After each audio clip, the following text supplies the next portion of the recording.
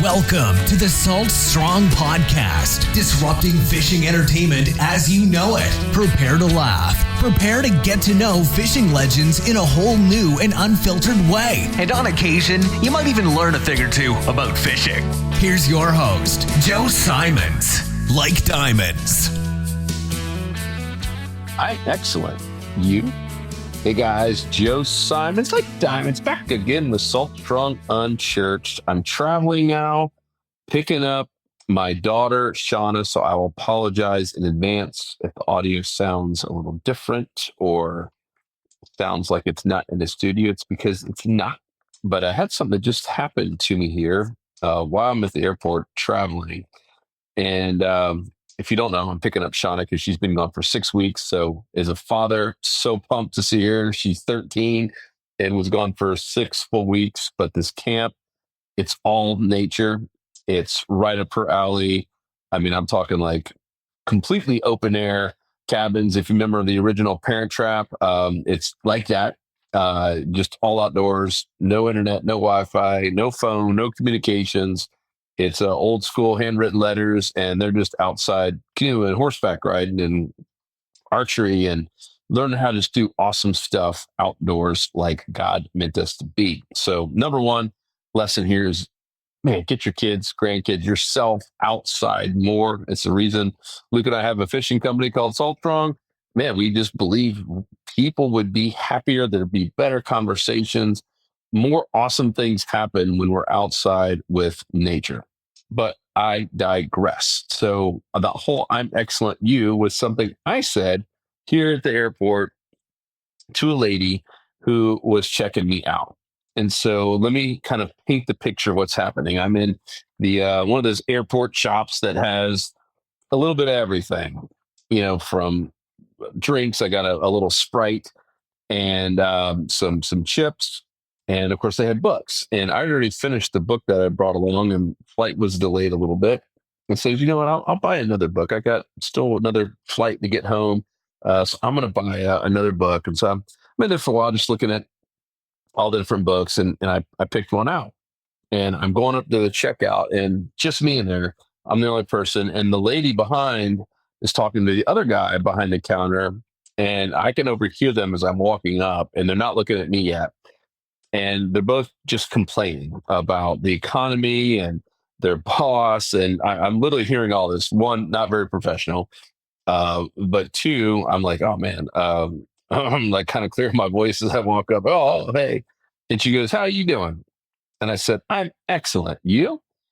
And she literally like was floored. Like I saw her mouth drop, and she's like, what did you say? And I said, I'm excellent. You? She goes, in all my years of working here, I have never had a single person tell me that. And I go, really? I said, well, what a shame. I was like, what do they normally tell you? And people are like, all right, or they're really rushed or don't talk much at all. So you're the first person to say I'm excellent. And she's like, what's your secret? And I said, why are you not excellent? She's like, no, there's so much going on in this world right now, and politics and inflation. It's hard to be excellent. And she went back. She's like, what's the secret? And I said, well, one, I said, it's a choice I have to make every day if I want to be positive or negative. And looked at me like I was just talking their language.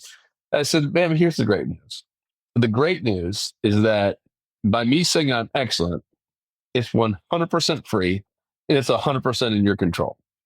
I was like, there is no amount of politics or government or anything that can literally ruin your day.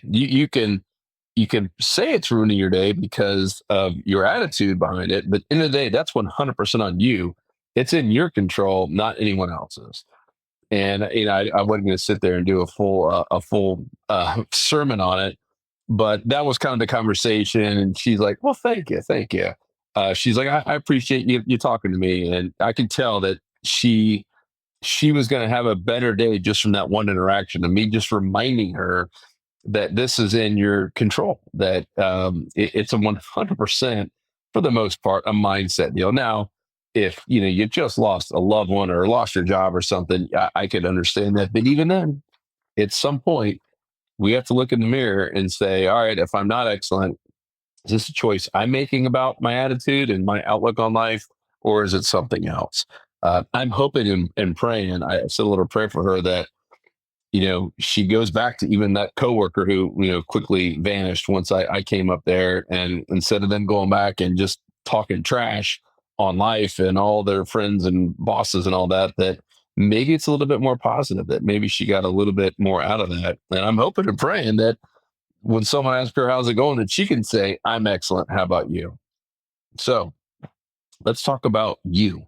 As I walked back to my seat there in the airport, I said, well, gosh, I knew instantly that this was going to be what I'm talking about on Unchurched. I was like, I wonder about all the listeners. How would you respond right now if someone said, hey, how you doing? Is it like, so, or is it like, heck yeah, I'm excellent, or best day ever?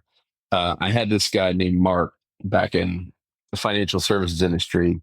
If you guys don't know my past life, it was in financial service industry, and I had different advisors and financial agents, brokers, dealers all over the country that I would call on to sell our products. And every time they sold one of our financial products, as me as a kind of a national wholesaler, all the products, I got a little small piece of it. So that's how I made a living. And so these different financial advisors relied on me to call them with updates and even run proposals for them for their clients, et cetera. And I had this guy Mark. I'll never forget him. I need to look him up to see if he's still around and all that. But every time I called him, and keep in mind, I'm essentially at this point. I did travel a little bit, but a lot of it was just phone sales. So I am wired to be as positive as can be. You got to be cheerful. You got to bring the energy, because if you don't, people are going to quickly stop taking your call. No one wants to be around a deadbeat. Yet I would call this guy every week. I called him because he was a pretty good producer for me. And I'd call him. I was like, "Hey, Mark, man, it's Joe. How's it going?" And he'd go, "Joe, I'm struggling, but surviving." He said it just like that every single time for 2 or 3 years, every week for 2 or 3 years. And here's what's interesting and really, really sad. Scott was super nice, and maybe he's listening to this. That would be really, really cool. Mark, if you are, I miss you. Love you, buddy. I really enjoyed my time with him, except for that one starting statement. But over those about 3 year period, I saw him go through a nasty divorce, had a lot of issues with kids, some because of the divorce, I'm sure, but where kids essentially completely defiant and doing the opposite, almost just like tick them off where it was out of control. Saw him go through some massive, massive health issues at 48, 50 years old. I mean, stuff that he never should have been dealing with. Like all these negative things just kept happening into his life as I look at it. And but I was too young. I didn't feel like I had the authority to like kind of shake him up and like, dude, stop saying struggling but surviving every time someone asks you how it is. Maybe you're bringing some of this negativity into your life. But looking back now, wow, it was so apparent. It was like every time I talked to him, the whole tone was negative, and so many negative things kept happening to him. So back to the question, how would you answer it right now if someone said, hey, blank, how's it going? How's life? What do you say? Do you say, man, I'm excellent, and you? Or is it, I'm so struggling but surviving? I pray tell that it's not the latter. I really do believe that our attitude dictates so much of what happens in our life. It's how we look at things. I've talked about my brother, Dan the Man, and no, he's not perfect, and no, every day is not perfect. But in general, especially for someone in a wheelchair who's never walked or talked a day in their life, and still has to have parents around to bathe him, feed him, everything. I mean, he can't go to the bathroom. He can't do anything without help. He still has this attitude of, man, I am freaking excellent. I am excellent. I am so happy to be alive today. I'm so happy that I'm not like his friend that passed away recently. At a really young age. He's just thrilled to be alive every day and to meet the people he does, and to be able to even talk through his iPad. I mean, 20 years ago, he didn't have that. He had this massive thing called a Dynavox that was basically a dinosaur of ways you would talk, super slow, bulky. I mean, it looked like a massive briefcase that he had to carry around just to be able to communicate and talk with people. Man, he's just happy that he can talk through an iPad. And we complain about small things, right? Like, oh, so and so didn't like me, or so and so made fun of me, or this happened at my work, or I got acne, or whatever it is. All the things that I've complained about over the years. And I look back at my brother Daniel, I was like, well, man, he's got the best attitude I've ever seen. Man, people even say, man, I wish some of that would rub off on me. Well, why don't you make it happen? I mean, so much is just that attitude that he wakes up every morning with two choices, really three choices. But number one is, what's his attitude going to be like? Am I going to wake up feeling, man, I'm happy to be here? Or am I going to be ticked off, mad at the world, mad at God, etc.? And he, every day, I think with the exception of maybe a few, when he's just in so much pain that it's tough to see through that, because he's had they've had to break his back, and he's got literally rods in his back as his spine was growing the wrong way. I mean, he's been through some crazy stuff that you would never wish on anyone.